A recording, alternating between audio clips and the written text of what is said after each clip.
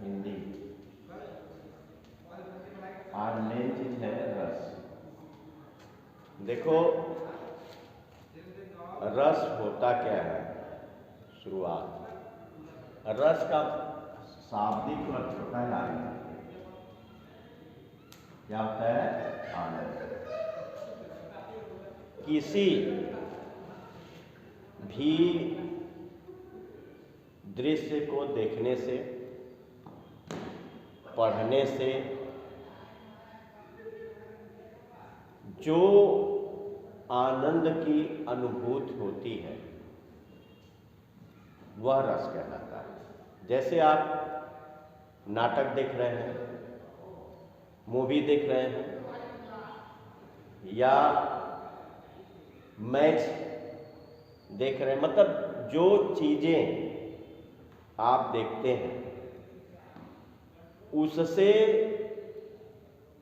जो मन में आपकी अनुभूति होती है, जो आनंद प्राप्त होता है वह क्या कहलाता है? रस कहलाता है। समझ में आया? ठीक है। रस क्या है कि किसी दृश्य को देखने से, किसी पुस्तक को पढ़ने से, किसी खेल को देखने से जो आपको अनुभूति होती है वह रस कहलाता है। ठीक है। अब रस में दो चीजें आती हैं। एक है आपका अस्थाई भाव। क्या है? अस्थाई भाव। और दूसरा है संचारी भाव। दूसरा क्या है? संचारी भाव। कि अस्थाई भाव क्या है और संचारी भाव क्या है? संचारी भाव वो है कि रसों के, देखिए रस जो है इसका आधार सीना ही, रस का आधार सीना ही आपका क्या माना गया? भाव। भाई किस प्रकार का आपको देखने से क्या भाव? भाव सुख और दुख दोनों हो सकते हैं। घटनाएं, अच्छा चीज देख रहे हैं वहां आनंद की अनुभूति हो सकती है, और बुरा चीज देख रहे हैं या मतलब दुर्घटना देख रहे हैं उसमें दुख का भी हो सकता है। तो ये दोनों चीजें, तो इसमें आपको अस्थाई भाव क्या है? अस्थाई भाव, इस भाव के अंतर्गत दो आ गए, अस्थाई भाव हो गया और संचारी भाव हो गया। अस्थाई भाव क्या है कि रस रूप में, क्या है? रस रूप में परिणित होने वाला तथा संपूर्ण प्रसंग में व्याप्त रहने वाला जो भाव होता है वह अस्थाई भाव कहलाता है। वह क्या होता है? अस्थाई भाव कहलाता है। रस रूप में पुष्ट, रस रूप में पुष्ट परिणित होने वाला, संपूर्ण प्रसंग में व्याप्त रहने वाला जो भाव होता है वह क्या होता है? संचारी भाव। ठीक है, समझ में आया?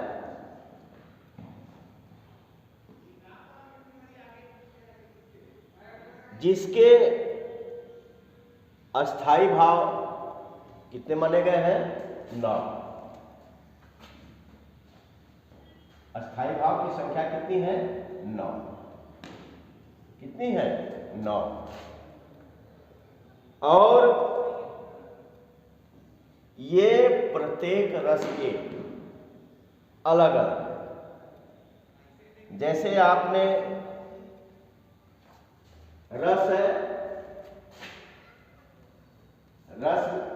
के प्रकार हो गए कि रस कितने प्रकार का होता है, तो रस भी 9 ही माने गए। कितने माने गए? 9। कितने माने गए? 9। रस के भी कितने प्रकार हैं? 9। अब अस्थाई भाव के बाद अस्थाई भाव, अब जैसे अस्थाई भाव जो 9 है, इनमें है रति, हास, शोक, क्रोध, उत्साह, भय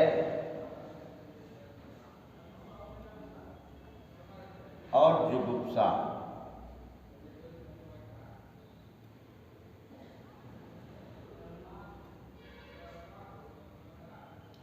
जुगुप्सा, विस्मय और निर्वेद। विस्मय और निर्वेद।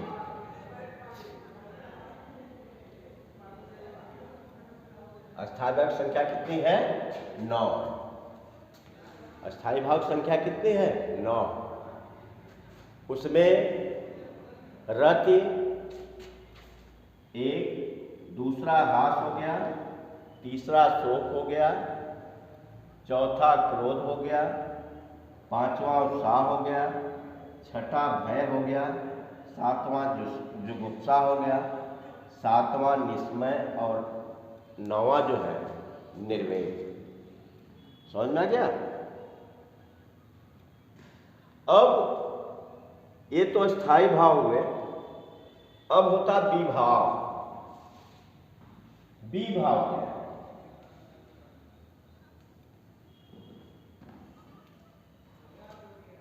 अस्थाई भाव क्या है कि रसों के आधार पर, रसों के रस, आपने देखा कि रस के जितने भी हैं आधार, वो क्या है? भाव। वो क्या है? भाव पर आश्रित। रस जो है भाव, कि किस प्रकार का भाव आपको आनंद में, किस प्रकार का भाव प्रतीत हुआ, वह हमारा क्या है? रस है, भाव। अस्थाई भाव में आपने देखा कि रस रूप में परिणित होने वाला तथा संपूर्ण प्रसंग में व्याप्त रहने वाला भाव जो होता है, अस्थाई भाव कहलाता है। इतना आप समझ गए? अब देखिए स्थायी भाव की संख्या कितनी है? 9 है। कितनी है? 9। रति, हास, शोक, क्रोध, उत्साह, भय, जुगुप्सा, विस्मय और निर्भय। यानी कि जितने रस हैं आपके, उनका अस्थाई भाव क्या है? अलग अलग। उनके अस्थाई भाव क्या है? अलग। जैसे आपने रस देखा, रस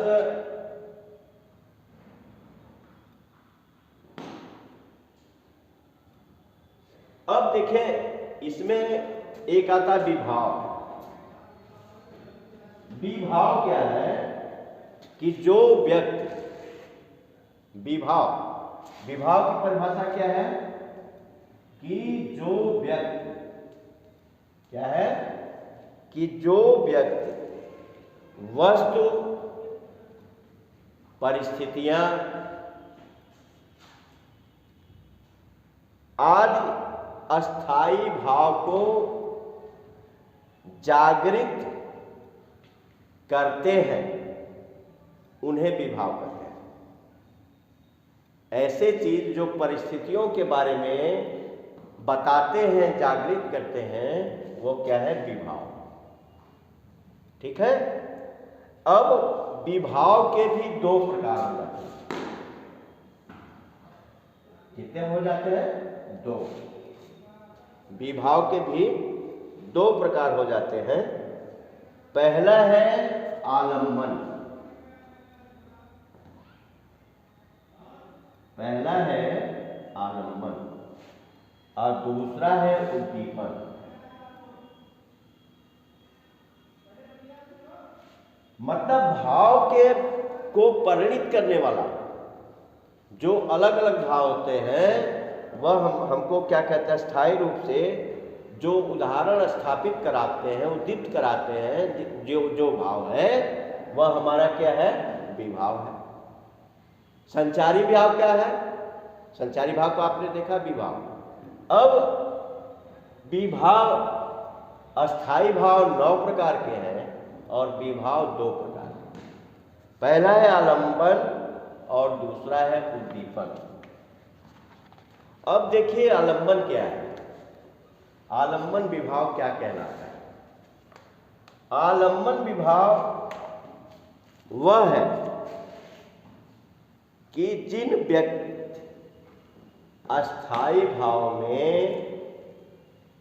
जिन व्यक्तियों, वस्तुओं आदि का अवलंब लेकर, अवलंब क्या है? सहारा, कि जिन भाव में व्यक्तियों, वस्तुओं आदि का अवलंब लेकर अपने को प्रकट करते हैं, उन्हें आलम्बन विभाव कहते हैं। मतलब विभाव में किसी का आलम्बन का मतलब क्या होता है? सहारा ही। आलम्बन का मतलब होता है सहारा। मतलब किसी के इस विभाव में, चाहे किसी की व्यक्ति हो या कोई हो, उसमें जब हम विभाव को, भाव को जब लेके चलते हैं, वो क्या कहता है? आलम्बन होता है। चाहे व्यक्ति का सहारा या किसी वस्तु का सहारा, यह क्या आता है? आलम्बन। और आलम्बन विभाव भी के 2 भेद हैं। पहला है आश्रय और दूसरा है, पहला आश्रय और दूसरा है आपका विषय।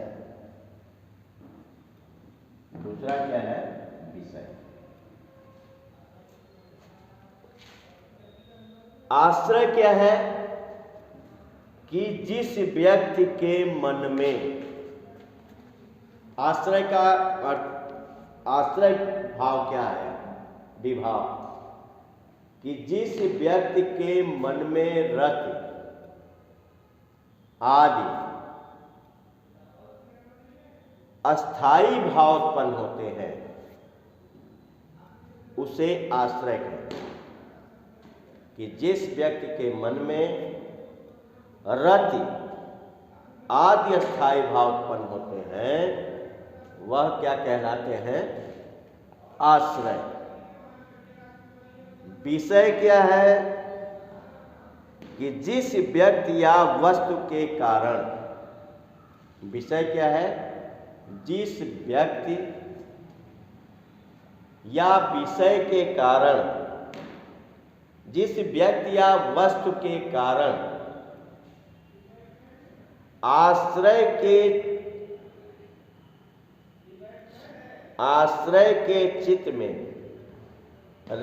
रचित रत आदि अस्थाई भाव उत्पन्न करते हैं, उसे विषय कहलाते हैं, विषय भाव कहलाते हैं। समझ में आया? कि जिस व्यक्ति या वस्तु के कारण आश्रय के चित्त में रति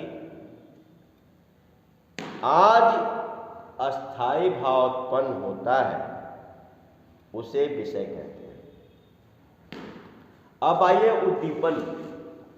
ये तो रहा आलम्बन, और उद्दीपन। उद्दीपन में भी आपको भाव को उद्दीप्त मतलब दिखाना, भाव को उद्दीप्त अथवा तीव्र करने वाली वस्तुएं, भाव को उद्दीप्त एवं तीव्र करने वाली वस्तुएं, चेष्टाएं आदि को उद्दीपन भाव कहते हैं। मतलब किसी भी विभाव से आपको उस चेष्टा से जो चेष्टा प्राप्त होता है वह क्या होता है? उद्दीपन कहलाता है। जैसे आपने देखा सुंदर, पुष्पित, ये सब क्या है? यह आपको विषय के बारे में बताता है। यह क्या है? विषय के बारे में। अब ये तो विभाव रहा। अब हम दूसरा चलेंगे, अनुभव। अनुभाव क्या है? विभाव अनुभाव है, अनुभाव क्या है? अनुभाव क्या है? आश्रयगत। अनुभाव क्या है? कि आश्रयगत आलंबन की उन चेष्टाओं को जो उसे अस्थाई भाव का अनुभव कराती है। अस्थाई भाव का जो अनुभव कराती है वह क्या होता है? अनुभव, अनुभाव कहते हैं। मतलब जिस वस्तु से, जिस व्यक्ति से उस विषय के बारे में जो अनुभव प्राप्त होता है वह क्या कहलाता है? अनुभाव कहलाता है। समझ में? अनुभाव मुख्य प्रकार से चार बने हैं। अनुभाव कितने हो गए? चार। ये चार, इनके चार विभाव के आपने देखा दो, आलंबन और उद्दीपन, और अनुभाव के चार प्रकार।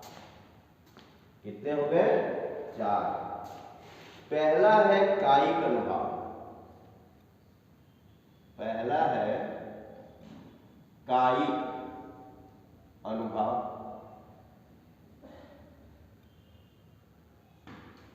दूसरा है मानसिक अनुभाव।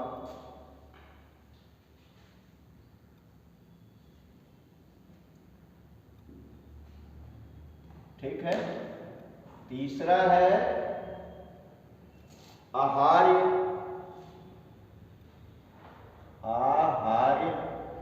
अनुभाव, और चौथा है सात्विक।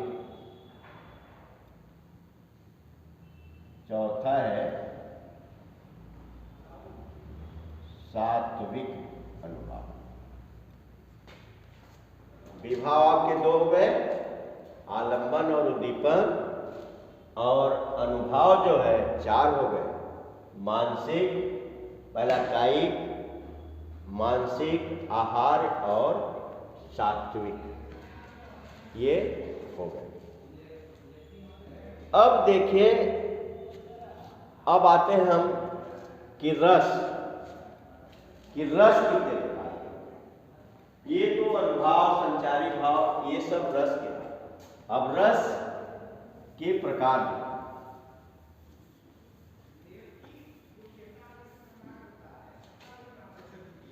क्योंकि हर एक रस का हर एक प्रकार होते हैं, मतलब स्थायी भाव अलग होते हैं। अब देखिए, रस भी हमारे 10 कितने हैं? 10। पहला है श्रृंगार रस। पहला है श्रृंगार रस। अब देखिए, श्रृंगार रस का स्थायी भाव, क्योंकि जितने रस हैं उनके अस्थायी भाव रहते हैं। श्रृंगार कि अस्थाई भाव आपका रति हो गया। क्या हो गया? रति। दूसरा आपका है हास्य रस।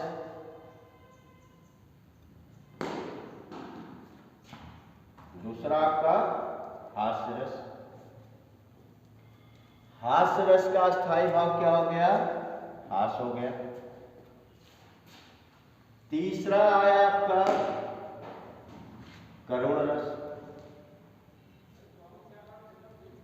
करुण रस का अस्थाई भाव क्या हुआ?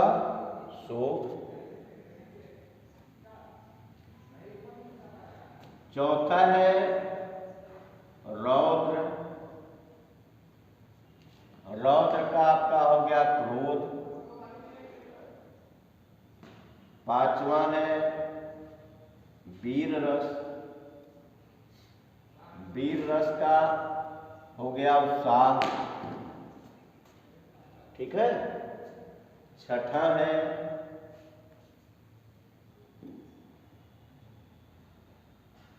भयानक।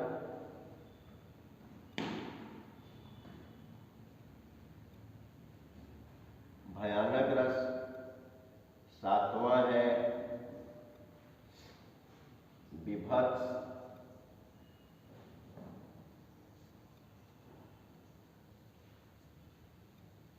विभत्स। आठ है आपका अद्भुत।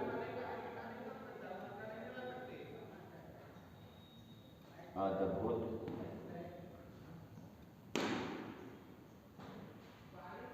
नौ है शांत रस।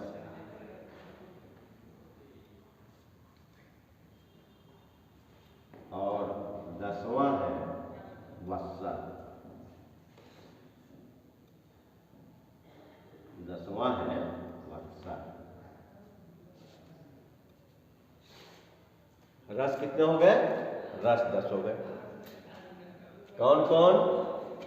श्रृंगार रस, हास्य रस, करुण रस, रौद्र रस, वीर रस, भयानक रस, विभत्स, अद्भुत रस, शांत रस, वत्सल रस। अब हर एक रस के अस्थाई भाव अलग है। श्रृंगार रस का अस्थाई भाव रति, हास्य रस का अस्थाई भाव हास, करुण रस का अस्थाई भाव शोक, रौद्र रस का अस्थाई भाव क्रोध, वीर रस का अस्थाई भाव साख, भयानक का भय, विभत्स का जुगुप्सा, अद्भुत का विस्मय। अब देखिए शांत और वात्सल्य। शांत और वात्सल्य का क्या है? निर्वेद। शांत और वात्सल्य दोनों का जो है स्थायी भाव का क्या है? निर्वेद माना गया। क्या माना गया? निर्वेद। समझ में? अब देखिए कि हम आप जब अब रस के बारे में पढ़ेंगे कि श्रृंगार रस क्या होता है। देखो श्रृंगार रस वह है कि जिसमें विभाव, अनुभाव और संचारी भाव से जो रस प्राप्त होते हैं वह क्या होते हैं? श्रृंगार रस होते हैं। वह क्या होते हैं? श्रृंगार रस। श्रृंगार रस के दो भाग हो जाते हैं। पहला है श्रृंगार का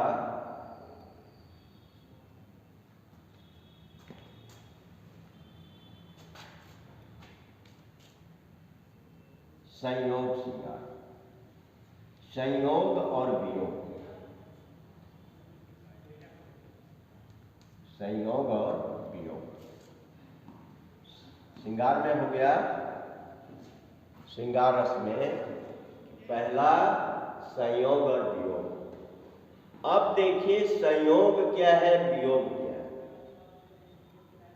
कि जिस श्रृंगार रस में नायक और नायिका का मिलन होता है वह श्रृंगार रस होता है। वह क्या होता है, श्रृंगार रस।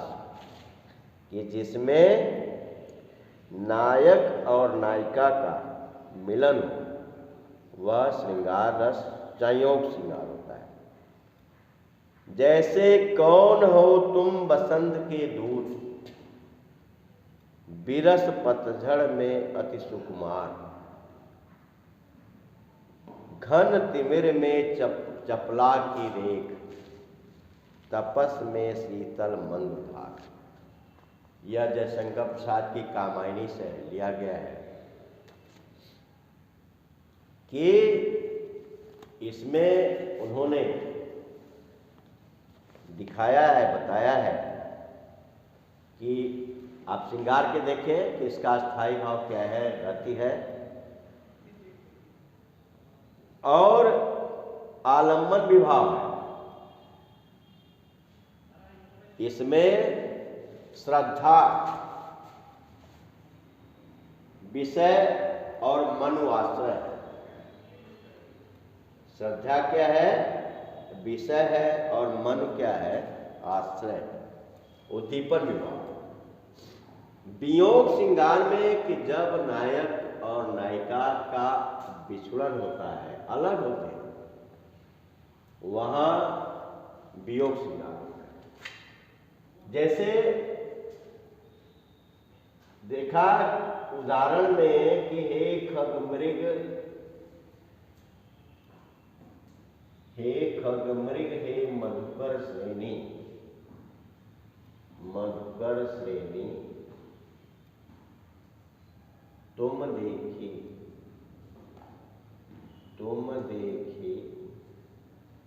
सीता मृग। ठीक है, यह उस समय का है कि जिस समय रामचंद्र जी जंगल में सीता लक्ष्मण के साथ थे, और उस समय मृग जो है सोने की मृग को देख के सीता जी ने कहा राम से कि आप जो है ये सोने का मृग मुझे दीजिए। राम उसको पीछे मारने जाते हैं और यहाँ रावण आके सीता जी को उठा ले जाता है, हरण कर लेता है। तो इसमें सीता जो है राम से अलग हो गई, और राम जब आते हैं देखते हैं कि कुटिया में नहीं है, तो वो जब कहते हैं कि हे खग मृग, हे मधुकर श्रेणी तुम देखी सीता मृग नैनी। वे पहाड़, पक्षियों, मनुष्य सबसे पूछते हैं कि हे खग, खग मतलब पक्षी, क्या तुम मेरी सीता को देखे हो? मतलब सबसे पूछते जाते हैं। तो यही कहने का मतलब यहाँ राम और सीता क्या हो गए, एक दूसरे से अलग हो गए, इसलिए यहाँ जो है आपका वियोग श्रृंगार। अब कल होगा हास्य रस। ठीक है, कल पढ़ाया जाएगा हास्य रस। कि हास्य रस क्या है उसके बारे में बताया जाएगा।